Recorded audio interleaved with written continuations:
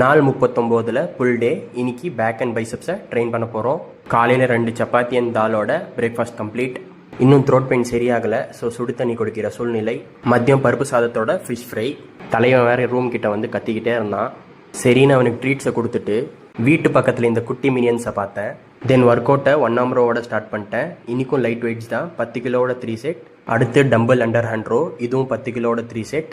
And இதுதான் என்னோட மொத்த எக்யூப்மெண்ட்ஸ். அண்ட் இதில் எவ்வளோ வெயிட்ஸ் இருக்குன்னு நீங்கள் கெஸ் பண்ணி சொல்லுங்கள் பார்க்கலாம். தென் ஷ்ரக்ஸ் 10 கிலோவோட 3 செட். தென் ரொமேனியன் டெட் லிஃப்ட். இது ஃபுல்லாக கீழே வரைக்கும் போகணுன்னு அவசியம் இல்லை, உங்கள் ஆங்கிள் வரைக்கும் போனால் போதும். 10 கிலோவோட 3 செட்.